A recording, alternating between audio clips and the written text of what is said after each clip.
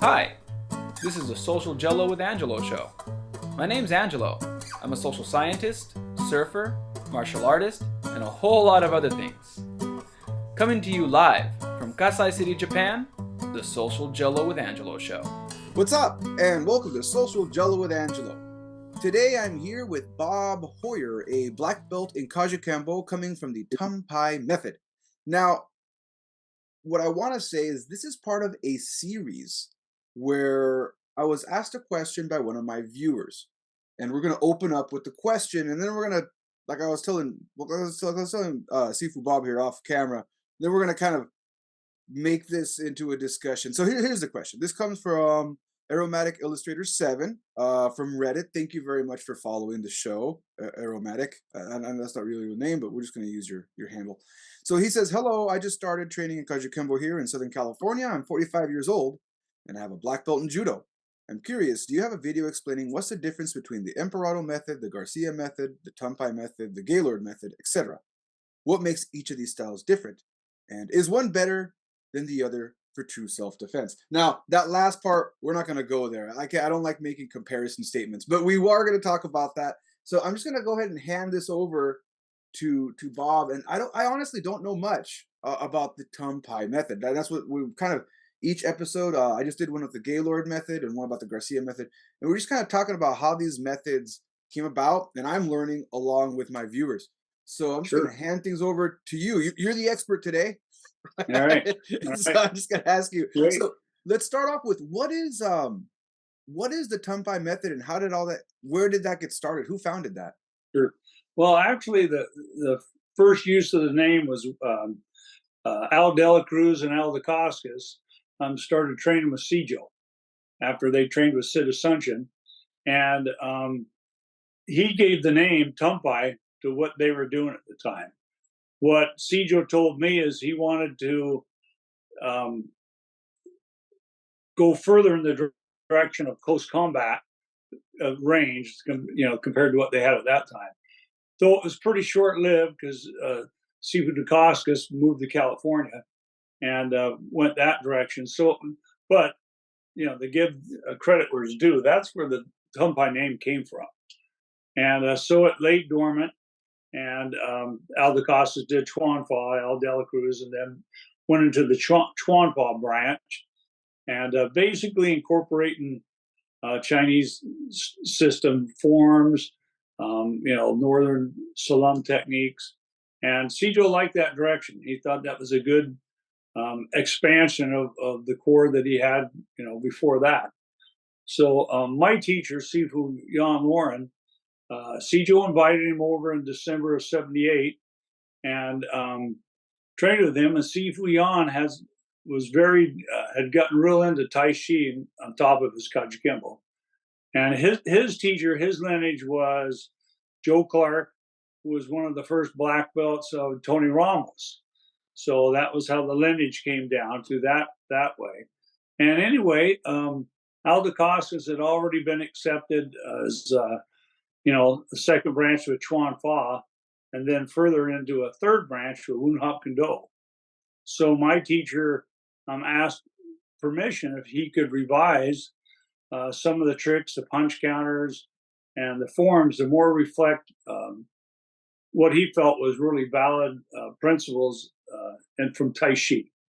And he felt Tai Chi was a good addition to the Kajukenbo curriculum for your health, to make it more balanced. Gelo said, well, I'll let you do revisions of the form of the pinyons and the tricks, but you have to have 4 things to qualify as a branch, and 4 unique aspects you bring into the Kajukenbo system. So one was to make the Tai Chi curriculum part of the Kajukenbo curriculum. The other was to revise the forms and tricks, and then he'd approve it or not. And then it was he wanted to bring herbal medicine into part of the curriculum. He was real well known for his Ditta brew that he made. And then outdoor training was the 4th element. And so Gelo said, well, okay, tentatively, I'll give you permission. he came back up to, actually, Sijo came to the Northwest in '84, and then he certified Tum Pai as the 4th branch. So, and he asked him, can I resurrect the name Tum Pai? So when Sijo came, I was the one with the school at the time. My teacher had moved, and he watched me demonstrate, how the things we'd revised and explain it. And, and his direction to me was self-defense is usually nose and nose, or you're dealing with a rush or nose and nose. And he wanted us to, and enhance upon that theme, doing our counters literally almost nose to nose, and develop the inside range. So that's kind of the path we took off on. And like I say, he certified what he saw that time in '84. So, Right. yeah. So I have a few questions. I have a few questions Sure. and one clarification I want to make. So anybody watching this episode, if for some reason this is your first episode, which is you're gonna be lost. So all I want to say, I'm just gonna put a quick footnote. Sijo is known as Sijo Adriano Imperato. He's the founder of Kajukenbo. If you don't know what Kajukenbo is, at the end of this episode, there's a "What is Kajukenbo" episode. We're not going there today. And so he keeps mentioning Sijo, who's the founder of Kajukenbo. He's the person that put this all together. Now, with that being said, one of my first questions, because you kind of briefly mentioned it, and I'm trying to just clarify the name. So, okay, so you were saying, I think if I heard you correctly, your instructor asked Sijo to bring back the Tum Pai method name. Is that correct? He asked if he could use it again. Okay, and who was your instructor? What was his name? Or Sifu her name? Sifu Yang Lauren. Okay, Sifu Yang Lauren. Okay, so Sifu Yang Lauren started using what you just talked about, and he's the one who asked, "Hey, let's is it okay if we bring back this whole Tum Pai thing?" And then I'm still trying to figure out. So if I heard you correctly, Al DeCascos a long time ago, and for anybody watching or listening, there's another episode I did somewhere with Kajukenbo Black Belt John Hoylo, where we talk about famous names in Kajukenbo. Al DeCascos, because of Mark DeCascos, his son, who's been in a bunch of movies. So if you want to check out that, I urge you to just Google Mark DeCascos. You're going to see a bunch of the films he's in. They're more into the Hollywood scene, and they really worked with a lot of people. So what is? I'm trying to figure out how is Al DeCascos connected to what's happening right now with Tum Pai, or was that kind of a first generation thing like back then? Well, Al DeCascos, of course, is Woon Hopkendo, that branch of Kajukenbo. We've always had a good relationship with him. I started doing Ramos method, Chuan Fa, Kajukenbo. That's where I got my black belt in. And that was in 1980, but I started in '74. But so it was from the Costas had a real big influence in the Northwest. There was only 4 teachers when I started in the Northwest. There was Rich Manetti, who was a black belt of Gabe Vargas, who came from the Gaylord branch. He was in Eugene. And then his student, Fred King, was in Portland. My teacher's teacher, Joe Clark, was in Seattle. And that's where my teacher learned Kajukenbo was from Joe. And then my teacher moved to the little town in Southwest Washington, Kelso, and opened a school there. So there was a pretty limited, but DeCascos was doing seminars. At that time, DeCascos' people were really making an impact on the tournament circuit. You had Eric Lee, Bill Owens, Malaya DeCascos, a number of them really were taking it. So, but he came up and did seminars. He brought Howard Jackson up at one time to do a seminar at the Kelso School. And so he had a real big influence on what we were doing at the time. And, certainly our roots connect with Tum Pai, at least at name. When I talked to him, he goes, well, there's really it was more in terms of the spirit of the art. We didn't stay long. I think he got his black belt in '63, and then I think he came to the mainland in '64. All right. So, and again, for the person who requested this series originally, so you can kind of see how all these things kind of connect, which is why it's really hard to say, well, which method is the best? Well, it's not really well because each method's working with each other. Really, so it's Yeah, kind of hard to be like, oh, this is a clear cut. And I think that's one thing we can walk away. What I'm walking away so far from interviewing two other people from two other methods, and now this third one is it's kind of hard to clear cut and say, oh no, this is the Emperado or the Emperado method or the Gaylord method, and this is the Tum Pai method. And they're completely. It's not exact. That's not exactly how it works in Kajukenbo. Like you just mentioned there was a Gaylord guy from the Gaylord method. This happens a lot in Kajukenbo, where you get your sure. black belt. Our mentality. I don't know. I shouldn't say our. I hate to make generalized statements. To my understanding, what I was taught by my Mhm. instructor, Yeah, and what I learned from Shizu Allen Abad before he passed was when you get your black belt, you are starting all over again. You're going to be starting all over again. And you're going to start looking at all the aspects of Kajukenbo, and now is your opportunity to grow within the Kajukenbo community. It's always open to you, but it becomes even more open to you as a black belt. So you're going to end up going to different methods, different styles, maybe even outside of the actual organization of Kajukenbo, you'd be going into other styles like jiu-jitsu or judo, but you're open to kind of really grow yeah, as an right. artist. So it's not surprising to hear that, lo and behold, when you look at the methods, how they kind Mhm. of work together, and Sure, not so much separate. sure. So I have one of the things you mentioned really briefly, and I'm just really curious about.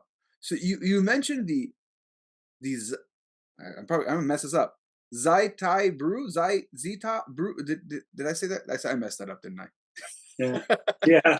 you, you mentioned some sort of brew, something. Oh, dit dodge out.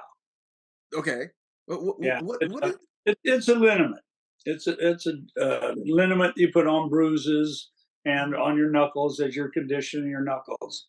And my teacher actually learned it when he was in the Coast Guard in Malaysia, and just continued to refine his recipe. Isn't quite the right word, but that's a good way to describe it. So he was kind of known for having a really potent, good ditton jowl.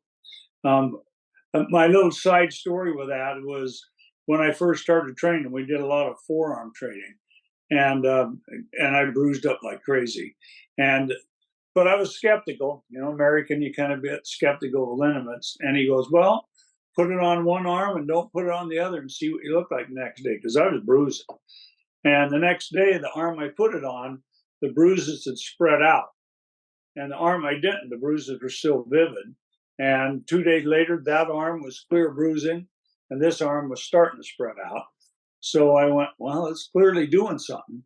So anyway, but I think that was the start. You know, he had very strong opinions that a Sifu in China wasn't just teaching you self defense or weapons or fighting. He was a doctor too. In many of the villages, they were doctors, and so he had a strong slant to developing herbology and the tai chi, the health aspects, and how that made a well-rounded martial artist. So it's kind of like, I guess for anyone listening who still might be confused, it's kind of like an ointment, kind of like tiger balm, but it sounds like Yeah, a lot more potent. yeah, Okay, yeah, cool, for cool. sure. Yeah, Cool. And I've heard similar stories too about people in Thailand who make their own ointments similar to tiger balm and use it in this very similar way that you just mentioned. for So, sure. kind of going back into my questions here, I think so far I think you've answered most of the ones I had. Okay. Um so going back to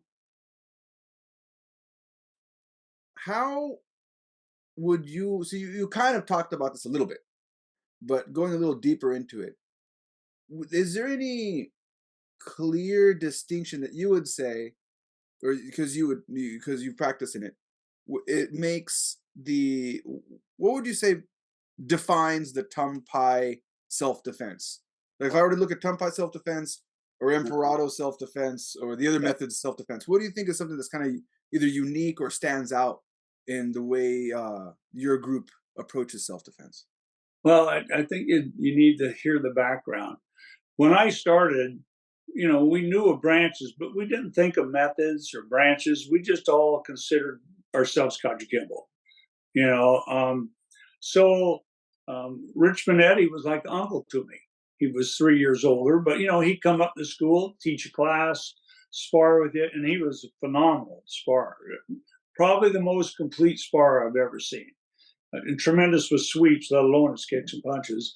And then Sifu Al would come, and he'd teach you fighting principles explosively quick, but we didn't think of it in terms of, oh, we're learning Wun Hop and Do. We just had Sifu Al coming in and showing us stuff.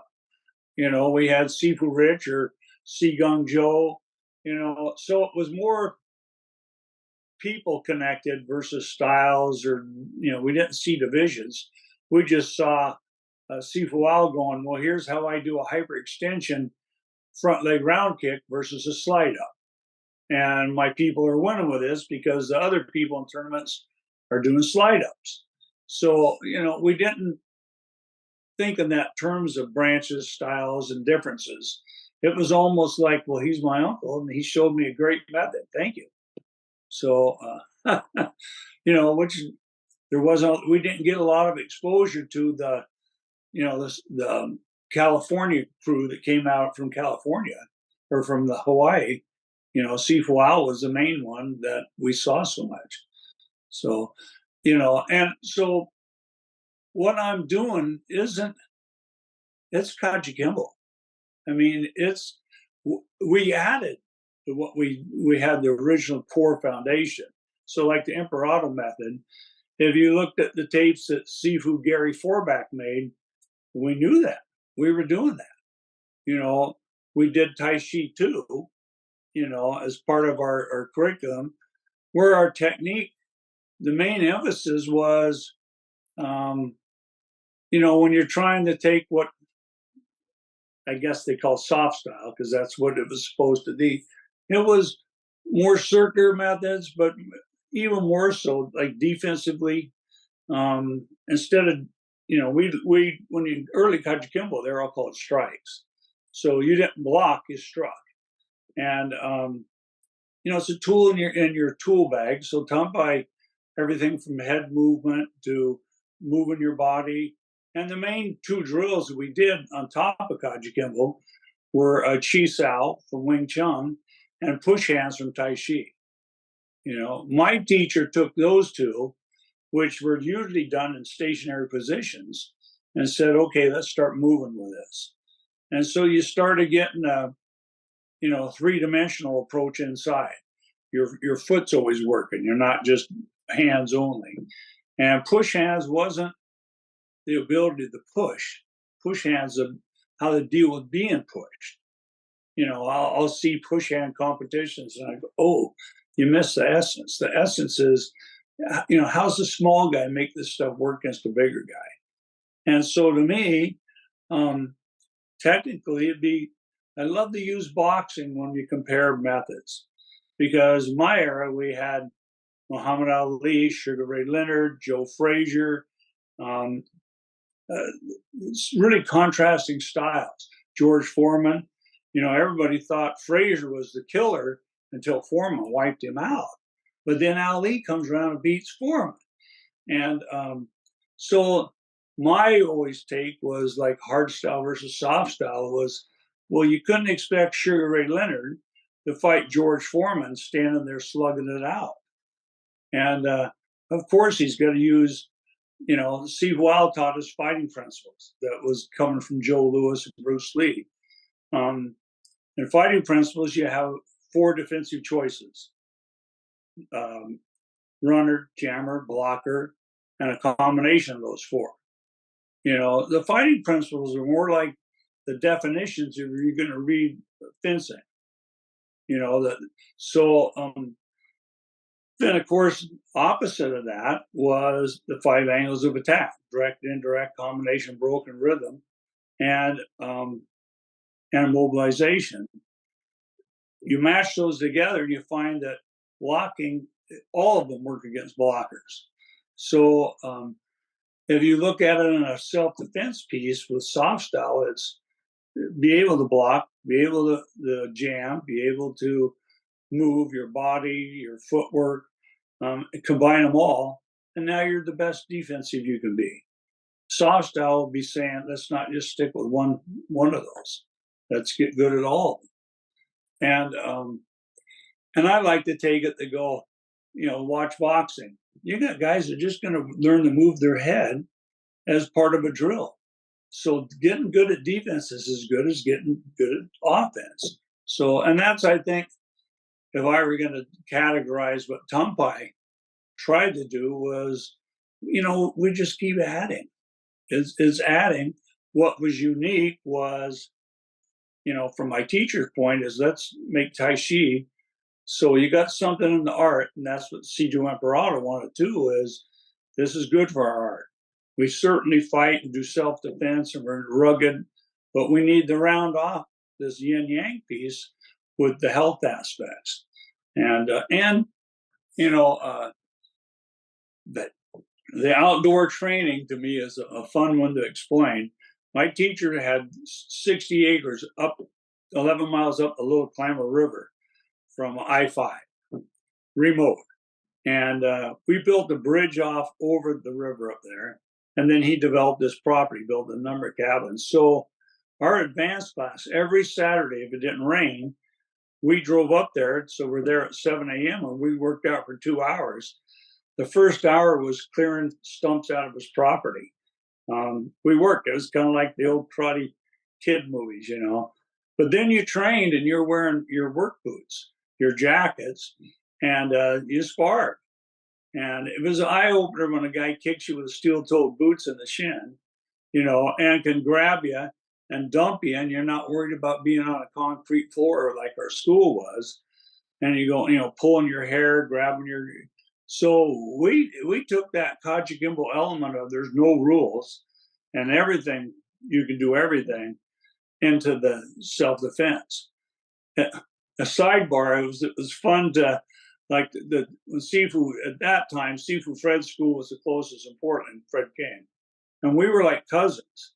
He'd bring his guys up, or we go down there, but we loved to get them outside on the property.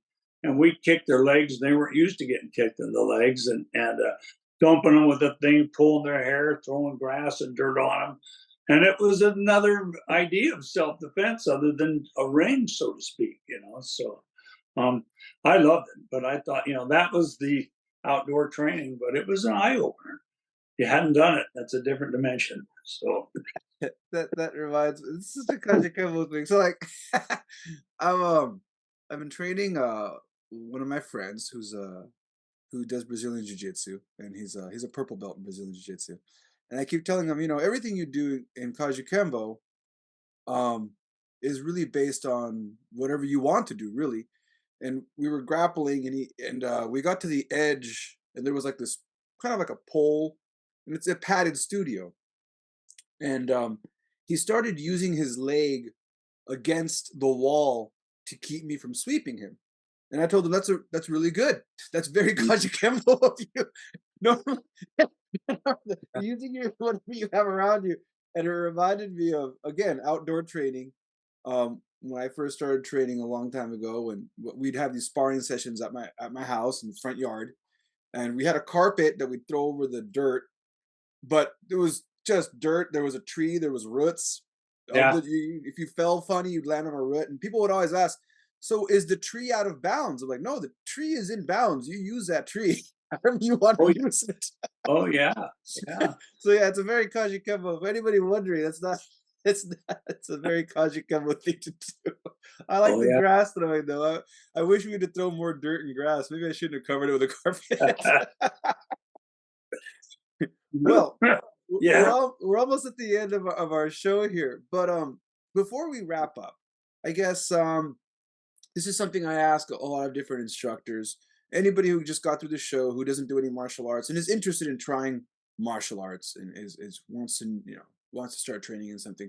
What's your advice for someone walking in looking for something new to try? I think the teacher's more important than the style. Kajukenbo, in essence, is tremendously good people who are open-minded. And that's what made it Kajukenbo what it is. And if I was telling, well, people ask me that, hey, I live in Spokane, what do I look for? Go in and see if it's a teacher you can relate to. Does he look technically good, but is he somebody you want to spend time with and train with? You know, what I was a police chief, and my number one thing I did when I hired new cops was I asked myself, do I want to work with this guy for 5 years? You know, I think that's just tremendously valid nowadays, especially the martial arts. Is just, does he exhibit the character along with technique? You know, that's what you're looking for. All right. Well, Seafood Bob, I really appreciate you coming out virtually, sharing your stories and your knowledge and all of the history of the Tum Pai lineage, how it worked out. And to my listeners, thank you so much for supporting the show. As you see, if you ask me a question, I will start doing a deep dive and interviewing a bunch of people to answer it for you. So if you have questions, feel free to message me. And if anybody wanted to train with you, Bob, where can they find you? Well, I'm in Kelso, Washington, and I'm not actively teaching anybody but my black belts. But there's a number of schools, you know, around that we could point them to. I just want to briefly mention too, all I've really talked to is about up till 85. We've gone a long way since 85. You know, with a lot of schools that have done real well. My best brother in Kajukenbo, Doug Bailey, has a big group. So it would be remiss if I talk about Tum Pai and I don't mention what happened beyond. That's just the inception. So anyway. Okay, so here's an even better question. If someone wants to study the Tum Pai method, what are some places that you would recommend to find the Tum Pai method of Kajukenbo? Yeah, we have, there's an active school in Vancouver with Mark Moy. He's one of the professors. There's another school in St. Helens, Oregon with Kirk Rast. He's one. Mark Casey has a school in Lacey, Washington. There's more that are a number of garage type studios. So those are the ones that are still kind of commercial buildings. Like, you know, COVID took its toll on having a commercial building. Nobody could pay rent and not use it for 3 years, but it'll spring back, you know. But I think it'll spring back far more in garage type studios versus commercial stuff. And I forget, is the Tum Pai method? Don't you folks have like a big gathering every year? Is that? Oh yeah, right. We'll have our once a year now. We'll do a workshop. So that's coming up in March.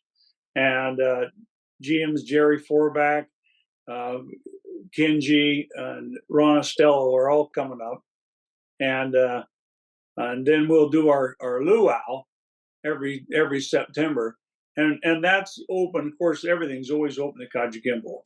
We're just an expression or a branch, but a Tum Pai, but we're Kajukenbo Tum Pai. Kajukenbo is always the top. So, and we have a blast. We have music, lots of food, you know, sometimes a seminar in it, but it's for brotherhood. That's what that luau is all about. So if any Kajukenbo folks want to find that luau, those events, if I'm not mistaken, they can find them on your Facebook page, right? We have a website. We have the Tum Pai Kung Fu or Kajukenbo Tum Pai website. And then we're going to start producing videos. You know, we're kind of old school where we didn't do that, you know, and now we're doing it bit by bit. So, you know, because people want to see what is it, you know. So I always tell them it's Kajukenbo first. That's the key. So, yeah. All right. So you heard it here. Look for their website online. And I know, and also they have a Facebook page too. So if you're a Kajukenbo, practitioner or interested in Kajukenbo, check it out. Yeah. And again, Bob, thank you so much. You bet. And I always forget to do this. I was supposed to do this. This is why I say I'm not a YouTuber. I have my stuff on YouTube, but I'm an awful YouTuber. So after a 45, 35-minute interview, I'm going to ask you to subscribe to my channel and to please share it with your friends. I'm supposed to say that first. I really don't care because I just like I just like talking about martial arts and Kajukenbo. Sure. Either way, I'll catch you all later. Thanks again, Bob. All right, you too.